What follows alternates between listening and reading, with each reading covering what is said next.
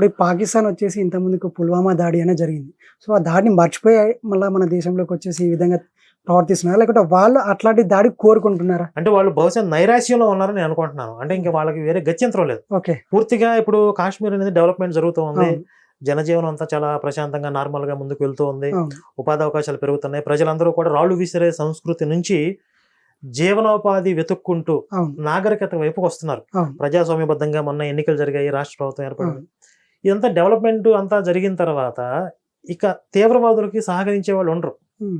కాబట్టి వీళ్ళ ఉనికి పూర్తిగా ప్రశ్నార్థకం అయ్యే అవకాశం ఉంది. దీన్ని దెబ్బతీయాలంటే ఫస్ట్ టూరిజాన్ని దెబ్బకొట్టాలి. ఓకే. పర్యాటకులను దాడి చేస్తే కనుక ఆ. పర్యాటక రంగం పూర్తిగా అవును. క్షీణించిపోతే ఇక్కడ స్థానికులకు ఉపాధి అవకాశాలు ఉండవు. కాబట్టి అంటే మళ్ళీ మునుపటి స్థితికి వచ్చేది రాళ్ళ పట్టుకొని మళ్ళీ ఇప్పుడు కొట్టుకోవడం. 500 కర్రలు ఇస్తే రాళ్ళు పట్టుకొని. చూడ వస్తాడు. ఆ. అది వాళ్ళ ఓకే. ప్లాన్. అంటే బతకడం నేర్పిస్తే ఏమవుతుందంటే ఇట్లాంటి మనకు అవకాశం ఉండదు వెళ్ళడానికి అని చెప్పేసి వాళ్ళు ఆలోచిస్తుండొచ్చు. అంతే కదా. వాళ్ళ కిరాయిలు ఎవరు అవును. దొరుకుతారు? ఆ. వాళ్ళకు ఉపాధి చక్కగా జీవనోపాధి లభిస్తుంది, మంచిగా సంపాదించుకుంటున్నారు, చక్కగా తింటున్నారు, స్కూల్కి వెళ్తున్నారు, చదువుకుంటున్నారు. అవును.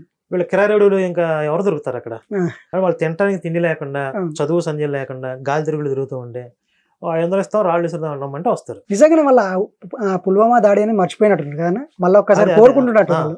కాబట్టి అట్లాంటి ఇలాంటి దాడి. పరిస్థితి ఉంది కాబట్టి ఉమ్.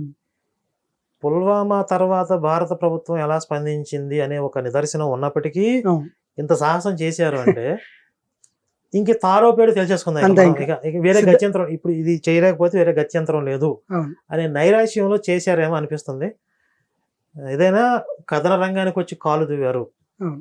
ఇప్పుడు ఉన్న ప్రభుత్వం కానీ చేతులు ముడుచుకుని చూసే వ్యక్తులు కాదు వారు. అవును. అవసరమైతే భారత సార్వభౌమాధికారాన్ని, భారత్ యొక్క ఆత్మగౌరవాన్ని నిలబెట్టడానికి ఎంతవరకైనా వెళ్తారు. అవును. ఇప్పుడు ఆల్రెడీ మోదీ గారికి ప్రపంచవ్యాప్తంగా మంచి సంబంధాలు ఉన్నాయి. అవును. మంచి అగ్రరాజ్యాలతో స్నేహభావం కానీ ఉంది. ఆ పలుకుబడితో కానీ అంతర్జాతీయంగా ఉన్న సంబంధాలతో కానీ గట్టి దెబ్బే కొడుతుంది. ఉమ్. ఈ తీవ్రవాదులను అణిచివేయడానికి అవసరమైతే పాకిస్తాన్ మీద కూడా గట్టి దెబ్బే పడుతుంది అనేది ఉమ్. మా యొక్క అభిప్రాయం. సో దేశం మొత్తం కోరుకునేది ఏంటంటే పుల్వామా దాడి ఏదైతే వాళ్ళ మీద ఏ విధంగా అయితే అటాక్ చేశారో ఆ విధంగా మళ్ళీ ఒకసారి చేస్తే బాగుంది అని చెప్పేసి దేశ చేయాలి. ప్రజలందరూ కోరుకుంటున్నారు. అదే సమయంలో ఇప్పుడు ఎవరైతే దురదృష్టవశాత్తు అక్కడ చనిపోయారో వాళ్ళ కుటుంబాలను కూడా ఆదుకోవాలి భారత అవును. ప్రభుత్వం. అవసరమైతే వాళ్ళు ఎవరికన్నా ఒక కుటుంబంలో ఒకరికి ఉద్యోగాలు ఇవ్వటం కానీ అలాంటి నిర్ణయాలు ఎవరైనా తీసుకుంటే ఇంకా తీసుకుంటారు, బెటర్. బహుశా తీసుకుంటారు.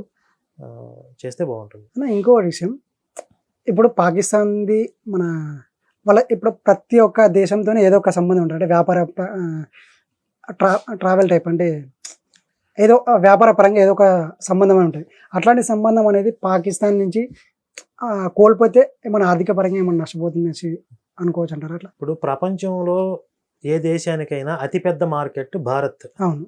జనాభా పరంగా చూసుకుంటే చైనా, భారత్ అవును. అనేవి ప్రపంచంలో ఉన్న ఏ దేశానికైనా అతిపెద్ద మార్కెట్స్ ఇవి. అవును. చైనా వాళ్ళు స్వయం ప్రతిపత్తి, వాడు ఇంకొక దేశం మీద ఎక్కువగా ఆధారపడ్డారు. అవును.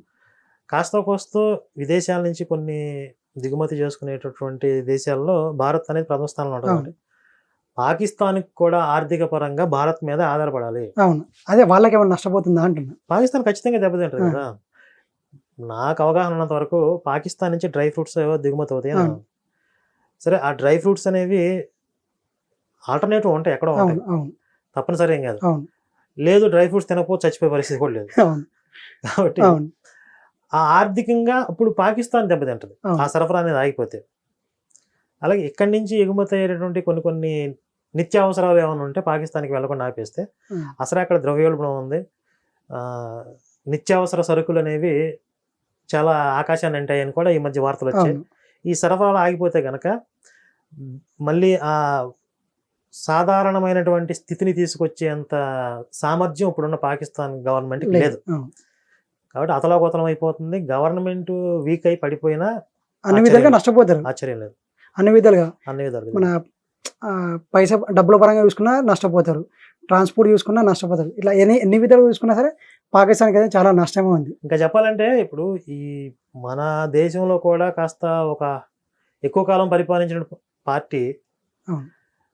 అంటే డెవలప్మెంట్ మీద అంతగా దృష్టి పెట్టలేదు. కానీ ఇక్కడ ఉన్నటువంటి వనరులు, మానవ వనరులు, ఉమ్. అలాగే ఆర్థిక పరమైనటువంటి వనరులు ఇవన్నీ కూడా సక్రమంగా వినియోగించుకోగలిగితే అగ్రరాజ్యాల సరసన ఉండగలిగేది. అంత సత్తా ఉంది భారత్కి. Hmm. కానీ పాకిస్తాన్ విడిపోయిన దగ్గర నుంచి వాళ్ళు ఎప్పుడూ డెవలప్మెంట్ మీద అసలు దృష్టి పెట్టాల. వాళ్ళు ఎప్పుడూ తీవ్రవాదాన్ని ఎలా పెంచి పోషించారు. అవును అంతే. ఇక్కడ రాక్షసులను ఎలా తయారు చేయాలి, కాశ్మీర్కి పంపించడం, ఇలాంటి మనం ఏ విధంగా ఆక్రమించాలి భారత్లో అనేది ఎక్కడెక్కడ బాంబులు పెట్టాలి, అంతే. ఈ బాంబులు చుట్టుకోవటం, ఇదే కదా వాళ్ళు మన చేసేది. దేశాన్ని ఆక్రమించాలి అనే ఎప్పుడు వాళ్ళకు ఈ దురాలోచనతోనే బతికేస్తుంటారు. ఎప్పుడు వాళ్ళు అదే దృష్టితో పనిచేశారు కాబట్టి అక్కడ డెవలప్మెంట్ అనేది పూర్తిగా జీరో. అవును ఇక్కడ కనీసం అప్పుడప్పుడు అన్నా కొంతమంది సమర్థవంతమైన నాయకులు వచ్చారు, అవును అభివృద్ధి పరంగా కనిపిస్తా ఉండే మనకు. ఇంకా ఎంతో సాధించగలిగే అవకాశం ఉన్నప్పటికీ కొంతలో కొంత ముందుకు వెళ్ళగలిగాం. అవును అంటే పాకిస్తాన్ కంటే ఎన్నో రెట్లు ముందుకు వెళ్ళగలిగాం. అవును.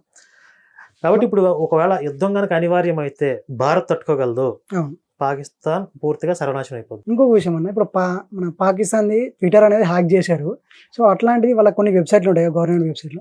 సో అట్లాంటి వెబ్సైట్లు కూడా హ్యాక్ చేసేస్తే వాళ్ళు ఏం చేస్తున్నారు, ఏం నిర్ణయాలు తీసుకుంటున్నారు, లేకుంటే ఎక్కడెక్కడ ఏం ప్లాన్ చేస్తున్నారు అనేది మొత్తం మనకు తెలుస్తుంది కదా. అట్లా పాసిబుల్ అవుతుందంటారా హ్యాక్ చేయడానికి మనం? ఇప్పుడు ఈ రోజుల్లో యుద్ధం అంటే అది దౌత్యపరంగాను, కమ్యూనికేషన్ పరంగా, అవును. సైబర్ పరంగా కూడా యుద్ధాలు అనేక అవును. రూపాల్లో జరుగుతూ ఉంటాయి. అవును. ఇప్పుడు వాళ్ళు కూడా ప్రయత్నిస్తారు, ఆ. భారత్ వెబ్సైట్లు హ్యాక్ చేయడానికి వాళ్ళు ప్రయత్నిస్తూ ఉంటారు. ఓకే. ఎప్పటికప్పుడు థ్రెట్ ఉంటుంది. అందుకే రక్షణ అనేది పటిష్టంగా ఉండడానికి దానికి సంబంధించిన సైబర్ వాల్స్ అనేవి బలంగా ఉంటాయి. అవును. సరే, ఇప్పుడు ఈ సమయంలో ఎవరిది పై చేయ అవుతుంది అనేది చూడాలి. ఓకేనా, థ్యాంక్ యూ అన్న. Thank you.